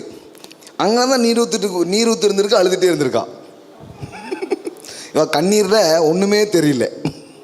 கர்த்தர் வந்து என்ன பண்ணாருன்னா, நீரூற்றை உண்டாக்கலை, ஏம்மா இங்கே திரும்ப கொண்டு கழுத்தை கொஞ்சம் திருப்பி விட்டார். பார்த்தா தண்ணி இருக்கு. தண்ணியை வச்சுக்கிட்டு என்ன அழுதுகிட்டு அப்படின்ட்டு இருக்கு. ஆமாங்க, கர்த்தர் நீரூற்றையே உண்டாக்குனாரு. ஆகாரின் அப்பவும் பைபிளில் பாருங்கள், ஆகாரின் கண்ணீரைக்கு அழுகு இதை கேட்டாரெல்லாம் போடல, பிள்ளையின் சத்தத்தை கேட்டு அப்படின்னு தான் இருக்கு. ஒரு சின்ன பிள்ளை அழுது, அதன் சத்தத்தை அவர் கேட்டு நீரூற்றெல்லாம் உண்டாக்கலை. ஏம்மா அந்த அழுதுட்டு இருக்க அந்த பின்னாடி திரும்ப அங்கே பாரு, அங்கே தான் தண்ணி இருக்குது, நீ வரும்போதே உனக்கு நான் ரெடி பண்ணி வச்சுட்டேன், நீ தெரியாதனால அழுதுகிட்டு இருக்கிற அப்படிங்கிறார். ஆண்டவரை நோக்கி பார்க்கும்போது டைரக்ஷனை காட்டுவார் நமக்கு. அங்கே தான் இருக்குது பக்கத்தில், தண்ணி அங்கே தான் இருந்துருக்குது. இதை பார்க்காம ஆண்டவரோ நான் சாவ போகிறேன் ஆண்டவரே அப்படின்ட்டு, சாவ வேண்டாமா, தண்ணி அங்கே தான் இருக்குது, தண்ணியே குடி அப்படின்ட்டு அவளும் குடிச்சு பிள்ளைக்கு என்ன பண்ணுறாரு, எடுத்து கொடுத்துட்டு போகிறா. அண்ணால் அழுதாள் அப்படிமாங்க. நல்லா கவனிங்க, அது மட்டும்தான் பைபிளில் படிச்சிருக்காங்களே தவிர, ஆமாம் ஒரு கவலை, ஒரு வேதனை, பிள்ளை இல்லையான்னு ஒரு வருத்தம், அழுதுட்டா. இப்போ பாருங்க, நீ அழுவது வந்து ஒரு பெரிய குற்றம் அப்படி பேசல. நான் அது உங்களுடைய அடையாளம் இல்லைன்னு சொல்லிட்டு இருக்கிறேன். ஆனால் மனசு தாங்க முடியல, அழுதுட்டா, ரைட்டு. ஆனால் அதை தான் பேசுவாங்களே தவிர வேதவசனம் சொல்கிற செய்தியே விட்டுருவாங்க. பின்பு அவள் துக்கமுகமாய் இருக்கவில்லை. அதுதான் பாயிண்ட் பாருங்களேன். அழுத எல்லாருக்கும் பதில் கிடைக்கல. ஏன்னா நாட்டில் எத்தனை பேர் அழுதுட்டு இருக்காங்க, காலையில் ஆரம்பித்தா ராத்திரி வரைக்கும் அழுதுகிட்டே இருக்காங்க. எத்தனை வருஷமாக அழுறாங்க. அழுறதுனால வாழ்க்கை மாறாது. கர்த்தர்ட்ட கொடுத்துட்டேன், அவர் பார்த்துப்பாரு, எனக்கு நன்மைகள் நடக்கும். அண்ணால் அழுதாலும் இனிமே பிரசங்கம் பண்ணக்கூடாது. இனிமே என்ன பிரசங்கம் பண்ணோம்னா, பின்பு அவள் துக்கமுகமாய் இருக்கவில்லை. அங்கே பாருங்க, ஆண்டவருக்கு முன்னாடி ஊற்றிட்டு என்ன பண்ணுறா, அப்பொழுது அவள் உம்முடைய அடியாளுக்கு உம்முடைய கண்களில் தயை கிடைக்க கடவுது என்றாள். பின்பு அந்த ஸ்திரீ புறப்பட்டு போய் நல்லா சாப்பிட்டா. எல்லாம் சொல்லுங்க, நல்லா சாப்பிட்டா. நல்லா, இனிமே நான் பட்னியாக இருக்க மாட்டேன், வெளுத்து வாங்க போகிறேன். நல்லா சாப்பிட்டா பாருங்க. ஆமென். கர்த்தர்ட்ட நான் கொடுத்துட்டேன், கர்த்தர்ட்ட சொல்லிட்டேன், இனிமே அவர் பார்த்துப்பார். போஜனம் செய்தால் அப்புறம் அவள் துக்கமுகமாய் இருக்கவில்லை. அதனால தான் நான் அடிக்கடி சொல்லுவேன், அன்னாளுக்கு பிறந்த முதல் குழந்தை சாமுவேல் அல்ல, சந்தோஷம். சந்தோஷங்கிற குழந்தை தான் அண்ணாவுக்கு முதல்ல பிறந்துச்சு. அப்புறம்தான் சாமுவேல் பிறந்தான். உங்கள் வாழ்க்கையிலையும் சந்தோஷம் பிறந்துட்டா எல்லா அற்புதமும் நடக்க ஆரம்பிச்சிடும், எல்லா அதிசயமும் நடக்க ஆரம்பிக்கும். ஆமென். The joy of the Lord is your strength. கர்த்தருக்குள் மகிழ்ச்சியா இருப்பது உங்களுடைய பலன். சிம்சோனுக்கு பாருங்க, இந்த முடியில தான் ஸ்ட்ரென்த் இருந்துச்சான். இந்த முடியை வெட்டின உடனே என்ன போயிடும், ஸ்ட்ரென்த் போயிடும். அடுத்தால முடி வளர்ந்தாதான் திருப்பி ஸ்ட்ரென்த். பாருங்க, முடியிலே இருந்திருக்கு. அப்புறம் அதை ஒரு அம்மா கண்டுபிடிச்சி சொல்லிட்டு கடைசியில் மொட்டை அடிச்சிட்டாங்க. அப்புறம் பார்த்தா கடவுள் திருப்பியும் அவனுக்கு என்ன பண்ணுறாரு, கிருபையெல்லாம் கொடுக்குறாரு. அப்போ அவனுக்கு பலன் எதில் இருந்தது? ஆனால் உங்கள் பலன் எதில் இருக்கான்? மகிழ்ச்சி. ஆமென். அதனால தான் பிசாசு அடிக்கடி உங்களை மொட்டை அடிக்கான். இவன் சந்தோஷத்தை மட்டும் திருடிடுவோம். திருட்டிட்டா அவன் எனர்ஜி, ஸ்ட்ரென்த்து எல்லாமே போயிடும், அப்படியே ஆயிடுவான். அதனால தான் ஆவியானவர் என்ன பண்ணுறாருன்னா, அவனை எல்லாத்தையும் நான் பார்த்துக்கிறேன், முதல்ல நீ சந்தோஷமாயிரு, இனி ஏன் பிள்ளை துக்கமாக இருக்காது. ஆமென். போய் நல்லா சாப்பிடு, மகிழ்ச்சியாயிரு, மீதியெல்லாம் நான் பார்த்துப்பேன் அப்படிங்கிறார். ஆமென். பைபிளில் அழுதா பதில் கிடைக்கும் அப்படிங்கிறதுக்கு வசனம் கிடையாது. ஆனால் சந்தோஷமாக இருந்தால் பதில் கிடைக்குங்கிறதுக்கு அம்புட்டு வசனம் உங்களுக்கு காட்டுறேன் நான். வேதவசனம் சொல்லுகிறது, நீ கர்த்தரிடத்தில் மன மகிழ்ச்சியா இரு. ஆமென். எல்லாம் சொல்லுங்க, கர்த்தரிடத்தில் மன மகிழ்ச்சியா இரு, அப்பொழுது அவர் உன் இருதயத்தின் வேண்டுதல்களை உனக்கு அருள் செய்வார். ஆண்டவருங்க, அப்பாங்க, என் அப்பா கிட்ட வந்திருக்கிறேன், நான் மனசை திறந்து சொல்லிட்டேன், நான் சந்தோஷமா இருக்க போறேன். அப்படி நான் சந்தோஷமா இருக்கும்போது வேதவசனம் சொல்லுது, அவர் உன் இருதயத்தின் வேண்டுதல்களை உனக்கு அருள் செய்வார். ஆமென். Delight yourself in the Lord and he will give you the desires of your heart. உன்னுடைய petitions, desires and petitions of your heart. உன்னுடைய விருப்பம், உன் இருதயத்தின் சில வேண்டுதல்கள் எல்லாத்தையுமே அவர் தருவார். இந்த இடத்துல நீங்கள் கவனித்து பார்த்தீங்கன்னா இன்னொரு ஆச்சரியம் என்னென்னா, தமிழில் வேண்டுதல்கள் அப்படின்னு வருது. இன்னும் கரெக்டாக சொல்லணும்னா இது ஜெபமே இல்லை, டிசையர் தான். அதாவது நீங்கள் வாயை திறந்து ஜெபிக்க கூட இல்லை, நீங்கள் கர்த்தரில் சந்தோஷமாக இருக்கிறீங்க, விரும்புகிறீங்க, நடக்குது. நான் 100 காரியம் அப்படி என் வாழ்க்கையில் சொல்ல முடியுங்க. அதுக்கு ஜெபம் பண்ணதான் எனக்கு ஞாபகமே இல்லை. மனசில் ஒரு ஆசை, ஆனால் அது நடந்துடுச்சு. ஆமென். எத்தனை பேர் அந்த மாதிரி அனுபவிச்சிருக்கிறீங்க? ஜெபம் பண்ண ஜெபத்தில் தான் எல்லாம் நடக்குதுன்னா நமக்கு ஒன்றுமே நடந்திருக்காது பாருங்க. ஜெபத்தில், அதனால தான் ஜெபத்தை பெருசாக மேன்மை பாராட்டி நான் பேசலை. நான் எதை மேன்மை பாராட்டுறேன்னா கடவுளுடைய கிருபையை மேன்மை பாராட்டுறேன். ஆமென். மனசில் ஒரு விருப்பம்.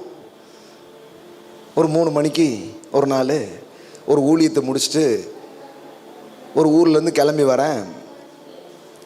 அவங்க என்ன பண்ணிட்டாங்க, சரியான பசி. சில கிராமங்களில் ஊழித்து போன உடனே சாப்பிட வச்சு அப்புறம் ஊழிஞ்சே வைப்பாங்க, இல்லைன்னா முடிஞ்ச உடனே சாப்பிட வச்சு அனுப்புவாங்க. இவங்க போன உடனே ஒன்றுமே தரல. கிராமம் ஊழியெல்லாம் முடிச்சாச்சு. நம்ம தான் ஊழியத்தை முடித்தோம்னா டபுள் டைம்லலாம் முடிப்போம். 10 மணிக்கு முடிய வேண்டிய மீட்டிங் 2 மணிக்கு முடியுது, வேறு மாதிரி முடியுது. சரி, முடிஞ்ச உடனே ஏதாவது சாப்பாடு தரீங்கன்னு பார்த்தா பன்னு கொடுக்குறாங்க. அடா பாவியடா, எனக்கு பாருங்கள் சரியாக சூடாக சாப்பிடணும் போல் பெரிய ஆசை. பைசாலாம் இருக்குது, ஆனால் எங்கே சாப்பிட?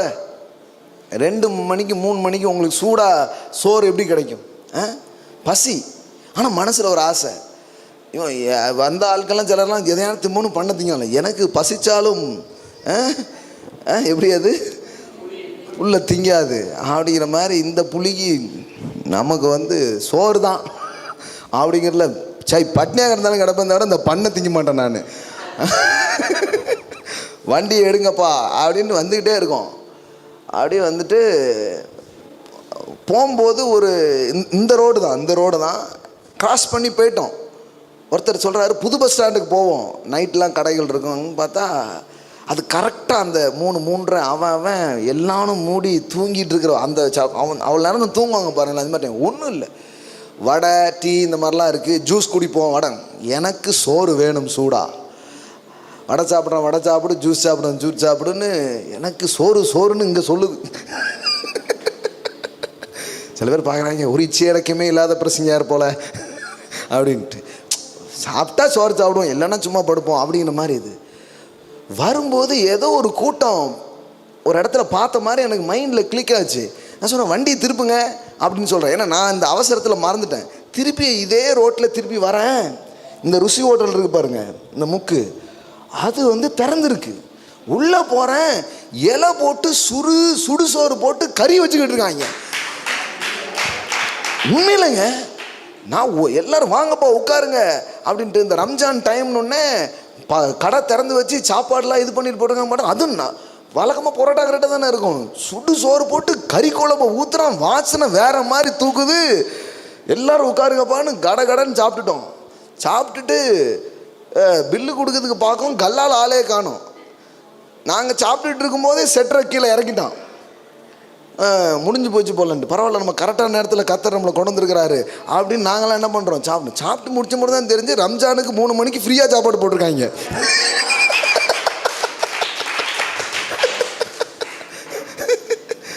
ஏன்னா இது ஒரு சாதாரணமான விஷயமா உங்களுக்கு இருக்கலாம். ஆனால் எனக்கு என்ன தோணுதுன்னா, நான் 3 மணிக்கு சுடுசோறு வேணும்னா எனக்காக கர்த்தர் என்ன வேணாலும் செய்ய வைப்பார். இதில் நீங்கள் கறியை பார்க்கீங்க, நான் கர்த்தரை பார்க்குறேன். எனக்கு இதில் கறி தெரியலங்க, என் கர்த்தர் எவ்வளவு நல்லவர் அப்படிங்கிறத நான் ருசித்து பார்க்குறேன்.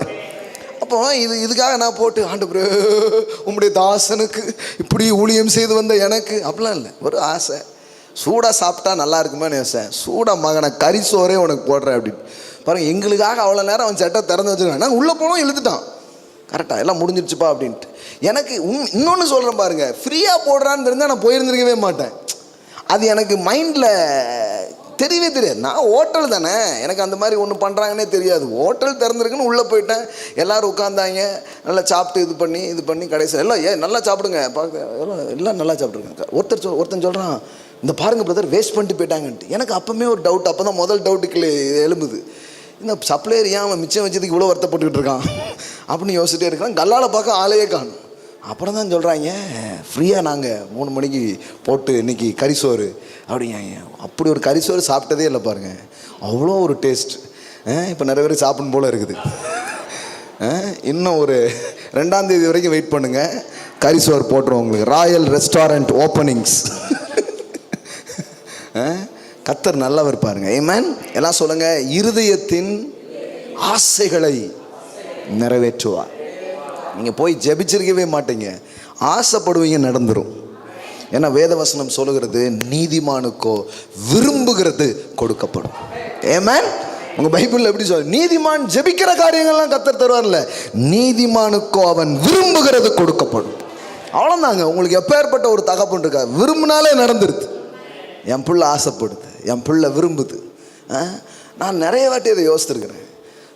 இப்படி 100 காரியம் சொல்ல முடியும், கதைகள் வாழ்க்கையில். ஒவ்வொரு விருப்பத்தை கடவுள் எப்படி நிறைவேற்றினார், எப்படிலாம் அந்த காரியங்கள் நடந்தது. அது உணவில் இருக்கலாம், உடையில் இருக்கலாம். நம்ம தேடி யோசிப்போம். கரெக்டாக அது நமக்கு அப்படியே நேரிட பண்ணுகிற ஒரு தேவனாக அவர் இருக்கிறார். ஆமென். எல்லாம் சொல்லுங்க, மனமகிழ்ச்சியாயிரு, உன் உள்ளத்தின் ஆசைகள் எல்லாம் நிறைவேறும். ஒன்றும் நிராசையாக போகாது, எல்லாம் நிறைவேறும் ஆசைகளாக இருக்கும். நிராசை அல்ல, நிறைவேறும் ஆசைகள். ஆமென். வெத்து ஆசைகளாய் அல்ல, அவைகள் எல்லாம் நிரப்பப்படும் ஆசைகளாக இருக்கும். அப்போது கர்த்தருக்குள் மகிழ்ச்சியாக இருப்பதே உங்களுடைய பலன். எல்லாம் சொல்லுங்கள், என்னுடைய பலன் அதுதான். அப்போ பிசாசு சிம்சோனை மொட்டையடிக்க பார்க்குற மாதிரி நம்மளை அவன் என்ன பண்ண பார்க்குறான், சோகப்பட வைக்க பார்க்குறான். அப்போ முதல்ல எதிர்த்து நிற்கணும். இந்த கவலை சோகம் வரும்போது கெட் அவுட், வெளியில் போ, நான் சந்தோஷமாக இருப்பேன், கர்த்தர் எனக்காக யாவையும் செய்து முடிப்பார். ஆமென். கர்த்தர் நல்லவர் பாருங்க. ஆமென். Thank you Lord Jesus. ரேக்லாமாரா ஷாகோரோ போஹோ ஷியாந்த ரஹலமாந்தே ரெபெலரே ரஹலபோ ஷேகேந்த ரஹாந்தோ ரமந்துலோ ப்ரோகோ தாரா ஹாசியா தரபாலாரா. மகிழ்ச்சியாக இருப்பதே உங்களுடைய பலன். அப்போ வாழ்க்கை முறையாக இருக்கலாம், life style, joy life style. ஆமென்.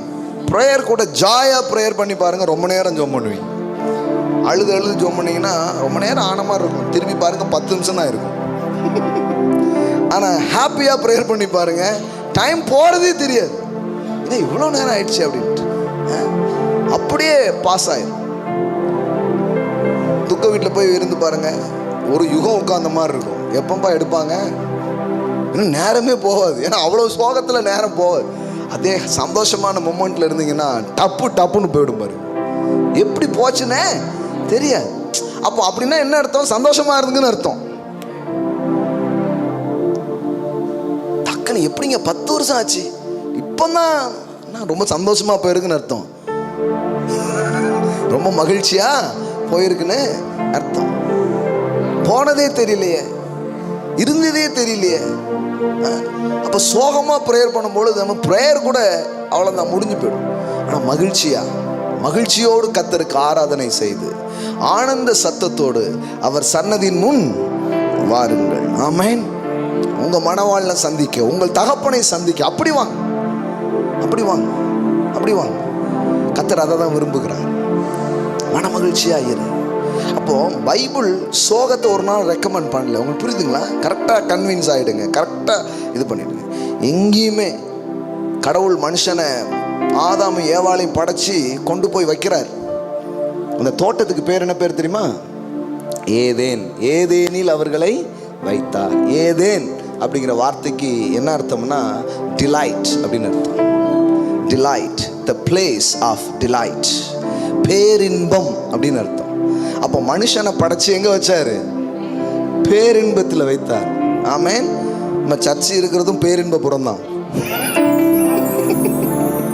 ஆமென். ஆமாம், பேரின்பத்தில் வைத்தார். ஆமென். எல்லாம் சொல்லுங்க, பேரின்பம். அப்போ அவருடைய மனசு, அவருடைய உள்ளம் சந்தோஷத்தை தான் வைக்குது. அவரை விட்டு தூரம் போன பையன் திருப்பி வரான். அந்த வீட்டுக்குள்ள பாருங்க, சந்தோஷம், கீத வாத்தியங்கள், ஆடல்கள், பாடல்கள்னு ஒரு பெரிய கலிகூறுதல் அங்க என்ன பண்ண ஆரம்பிக்குது, உண்டாக ஆரம்பிக்கும். அப்போ அதுதான் நடக்குது. அப்போ கடவுளுடைய பிரசன்னத்தண்டை வரும்பொழுது உங்க மகிழ்ச்சி திரும்ப கொடுக்கப்படுகிறது. வேதவசனம் சொல்கிறது, கர்த்தரால் மீட்கப்பட்டவர்கள்.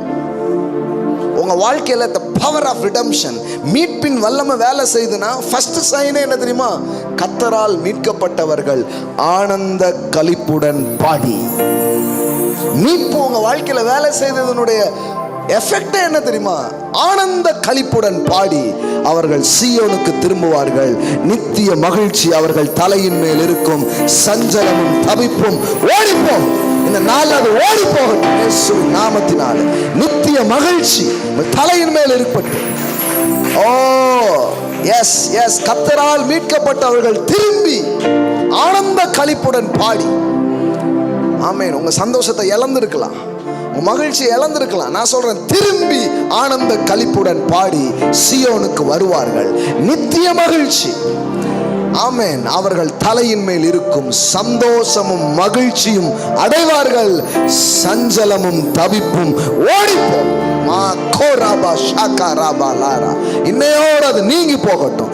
சோகத்தின் வடுக்கள், துக்கத்தின் நாட்கள், வேதனையின் நாட்கள். ஏன் சொன்னார் பாருங்க, உன் வேதனை நீங்கி சுகமாயிரு, சமாதானத்தோடு போ. உன் வேதனை, நீ 12 வருஷம் வேதனை சொல்றாரு, உன் சிறியே உன் வேதனை நீங்கி சுகமாயிரு, சுகமாயிரு, சமாதானத்தோடு போ. இன்னைக்கு நான் நம்புறேன், உயிர்த்தெழுந்த ஆண்டவருடைய உள்ளம் உங்களை அப்படிதான் வாழ்த்துகிறது. உன் வேதனை நீங்கி சுகமாயிரு, சமாதானத்தோடு போ, சந்தோஷத்தோடு போ, மகிழ்ச்சியோடு போ. Oh, thank you Lord Jesus. Thank you Lord Jesus. Thank you Lord Jesus. Oh, ஆனந்தத்தின் தேவன் அவர், நித்திய ஆனந்தர் அவர். Oh, நித்திய மகிழ்ச்சியை தருகிறவர் அவர்.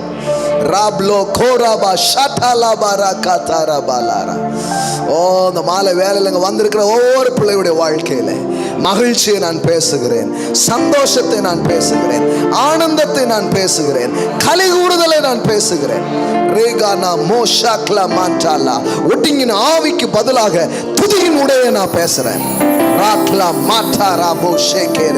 இது வரைக்கும் ஒடுக்கப்பட்ட ஆவியில துதிக்க முடியாம, சந்தோஷப்பட முடியாம ஒடுங்கியே அவங்க இருந்தாங்கன்னா அது நீங்குவதாக, அந்த ஒடுங்கின வஸ்திரம் நீங்குவதாக.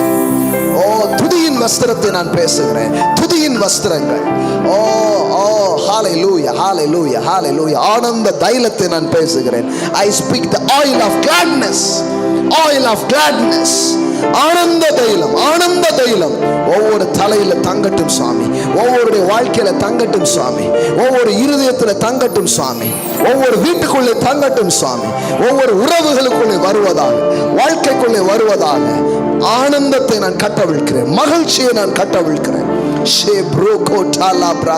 ஜபங்களுக்கெல்லாம் பதில் வருவதாக, ஆலை விரும்பினதெல்லாம் நடப்பதாக, கேட்டதெல்லாம் நடக்கட்டும் சுவாமி, ஆசைப்பட்டதெல்லாம் கூட நடக்கட்டும் சுவாமி. மனமகிழ்ச்சியாயிரு, உன் இருதயத்தின் ஆசைகள் நிறைவேறும். நீ விரும்பினது உனக்கு கொடுக்கப்படும், நீ விரும்பினது கொடுக்கப்படும், நீ விரும்பினது வரும்.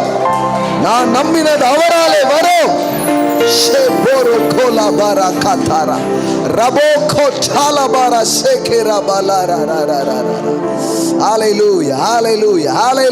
சந்தோஷ பாடல்களை இனி நீங்கள் பாடுவீர்கள். சோக பாடல்கள் அல்ல, மகிழ்ச்சியின் பாடல்கள், சந்தோஷ பாடல்கள், ஆனந்த பாடல்கள். ஹalleluya hallelujah. Glory glory glory glory glory glory. ஷேக்ரபாகாய். இயேசு வந்து போனா துக்க வீடும் சந்தோஷமாயிடுது பாருங்களேன். துக்க வீட்டை கூட சந்தோஷம் வீட்டா மாத்துகிற ஆண்டவர். ஒருவேளை உங்க வாழ்க்கையில சில இழப்புகளை, உங்க வாழ்க்கையில சில சில சில பிரியமானவர்களை உங்க வாழ்க்கையில இல்லாத நிலையில இருந்தீங்கன்னா கூட நான் சொல்றேன், அந்த துக்கத்தை ஆண்டவர் துடைத்து போட்டு உங்கள் வீட்டை சந்தோஷமான வீடாக அவர் மாற்றுகிறார். ஹalleluya hallelujah. மகிழ்ச்சி உங்கள் தலையின் மேலே வந்து தங்கட்டும். இந்த மாலை வேலையில் டாடி அதை நான் பேசுகிறேன் சுவாமி. Thank you lord Jesus, thank you lord Jesus. ஓ ரபா ஷாகாலா பிரா கதாரா பாலா பாரா ரகோலாரா ஷேகேடாலா பாரா கதாரா பாலா பாரா கதாரா பாலாரா. ஹல்லேலூயா, ஹல்லேலூயா. மகிழ்ச்சியாய் ஆராதனை செஞ்சு பாருங்க. ஒரு பெரிய விடுதலையை, ஒரு பெரிய சந்தோஷத்தை நீங்க பார்க்க ஆரம்பிப்பீங்க. நீனா ஹாசா கோரா நா கதாரா பா கதாலா ரிடாலா போ ஷேக்லே மாட்டா நா கதாரா பாலாரா ரா ரா ரா ரா. ஆமென், ஹல்லேலூயா. நான் சொல்றேன், இது தொடருங்க உங்க வாழ்க்கையில. வீட்டுக்கு போங்க, நல்ல பாட்டு போடுங்க. இப்போ கூட உங்களுக்கு ஆடுறதுக்கு வெக்கமா இருக்கு, நல்லா ஆடுங்க. பிசாசு ஆடி போயிரும். உங்க எதிரியை நீங்க ஜெயிக்கிற பெரிய ரகசியமே உங்க முகத்துல இருக்கிற புன்னகை தான். உங்க மூஞ்சில என்னைக்கு சிரிப்பை பார்த்துட்டானோ அன்னைக்கு எதிரி கிளம்பிடுவான். அதனாலதான் பாருங்க, பழைய படத்துலலாம் அந்த வில்லன்கள் சிரிக்கிற மாதிரியே காட்டுவாங்க. ஏன்னா அது சிரிப்பை வச்சு ஜெயிச்சிருவோங்கிறத முன்னாடியே காட்டுற மாதிரி அப்படின்ட்டு. வில்லனே சிரிக்கிறான்னா நீங்க எல்லாம் ஹீரோ. ஆமென், ஹல்லேலூயா. நல்ல இந்த மாதிரி மகிழ்ச்சியான பாடல்களை எடுத்து பாடுங்க. மகிழ்ச்சியோடு துதிக்கிறேன் போடுங்க. தாங்க குத்து குத்துன்னு குத்துங்க, யார் கேட்க போறா? ஆமென். நல்லா பாட்டு போடு. நம்ம என்ன நினைக்கிறோன்னா இதெல்லாம் என்னங்க, நல்லா ஆடுங்க, ஆடி பாருங்க. பாடு. வியாதிலாம் எங்க போகுதுன்னே தெரியாதுங்க. மகிழ்ச்சியா இருப்பதே உங்கள் பலன். நோயே இருக்காதுங்க. யார் சொன்னா நோய் என்ன உங்க சொத்துரிமையா? 40க்கு அப்புறம் வரணும்ட்டு ஏதாவது எழுதி வச்சிருக்கிறாரா? வரக்கூடாது. ஒரு நோயும் வரக்கூடாதுங்க. வியாதியை ஒன்று விட்டு விலக்கு வேண்டிருக்கிறார். ஏன்னா நம்ம பலத்தின் ரகசியம் உணவுன்னு நினைக்கிறோம், ஆகாரம் நினைக்கிறோம். இல்லைங்க, பலத்தின் ரகசியம் மகிழ்ச்சி. அதுவும் கர்த்தருக்குள் மகிழ்ச்சியா இருப்பது உங்கள் பலன். ஆமென். சந்தோஷமா இருங்க, ஹாப்பியா இருங்க, பாடுங்க. நீதிமான் பாடி மகிழ்கிறான். பாட்டு பாடினாலே சந்தோஷம் வர ஆரம்பிச்சிடும். பாருங்களேன், பாடு எப்படி இருக்குது. வீட்டு போ மனசே இல்லை, அப்படியே போர் பாட்டா பாடி என்னம்மா அப்படிதானே இருக்கு. ஏற்கனவே ரெண்டு மணி நேரம் டிராவல் பண்ணி வந்திருக்காங்க.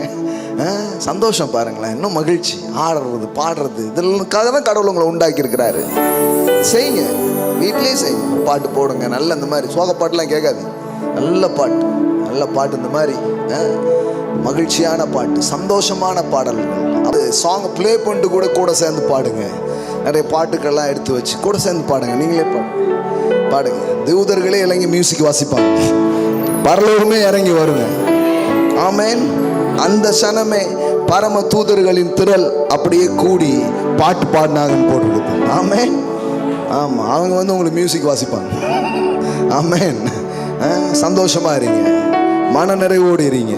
ஆமென், ஹல்லேலூயா. கர்த்தருக்கு நாம் கொடுக்க போறோம். மகிழ்ச்சியின் விதைகளை விதைக்க போறோம். பழைய ஏற்பாட்டில் ஒரு வசனம் இருக்குது, கண்ணீரோடு விதைக்கிறவன். எனக்கு ரொம்ப நாளாக ஒரே இது கேள்வி, என்ன கண்ணீரோடு ஏன் விதைக்கணும்?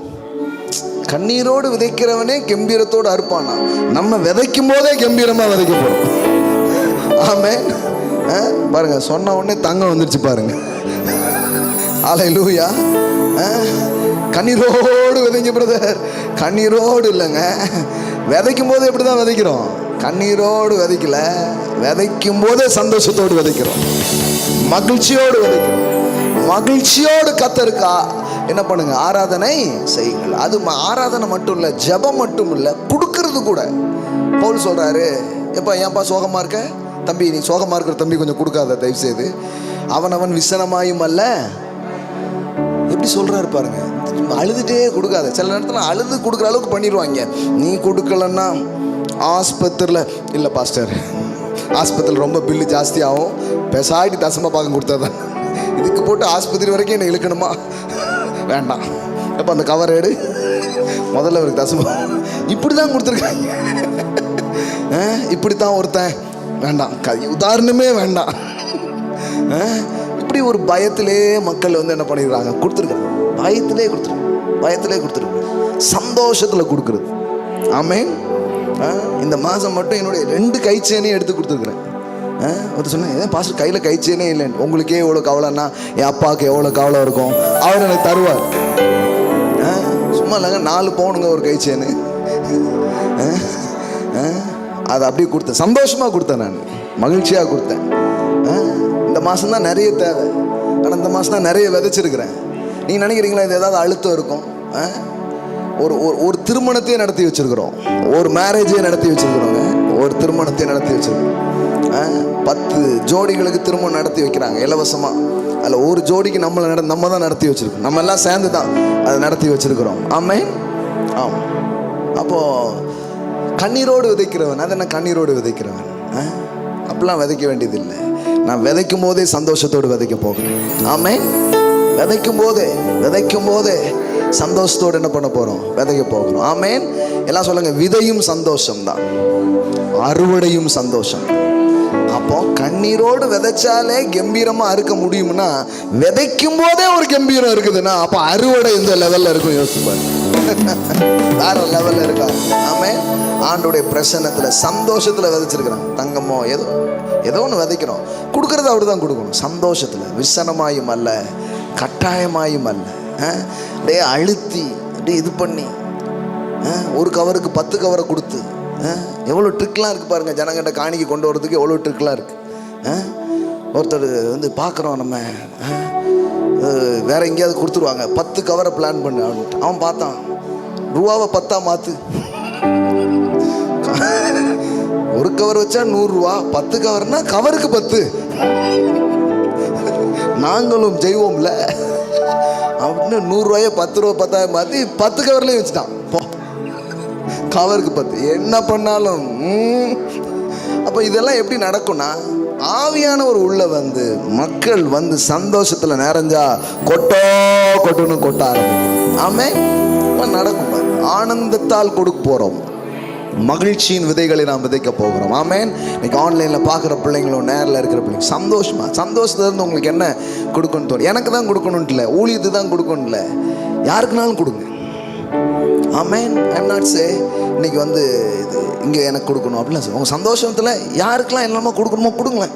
ஏன்னா வேதவசனம் சொல்லுது, இந்த நாள் பரிசுத்தமான நாள், இதில் என்ன பண்ணாதீங்க, விசாரப்பட வேண்டாம். நீங்கள் என்ன பண்ணுங்க, கொழுமையானதை புசித்து மதுரமானதை குடித்து உங்கள் பங்குகளை அனுப்புங்கள். அப்போ அங்கே கூட சந்தோஷத்தில் தான் மக்கள் கொடுக்குறாங்க. அப்போ மக்கள் கொடுக்க மாட்டாங்க இல்லை, மகிழ்ச்சி உள்ள வந்துடுச்சுன்னா, மனசு நிறைஞ்சிடுச்சுன்னா பர்சு திறந்துருங்க. இதான் ரகசியம். உங்களுக்கு மட்டும் ஏன் கொடுக்குறாங்கங்கிறாங்க, மனசு நிறைஞ்சா பர்சு திறக்கும். நீங்கள் மனசே நிறையாமல் அவன் பர்ஸை திறக்க ட்ரை பண்ணிங்கன்னா அவன் பார்ப்பான், ஐயோ பிட் பாக்கெட்டுக்காரங்க வந்துட்டாங்களே அப்படிங்கிற மாதிரி தான் பார்ப்பான்.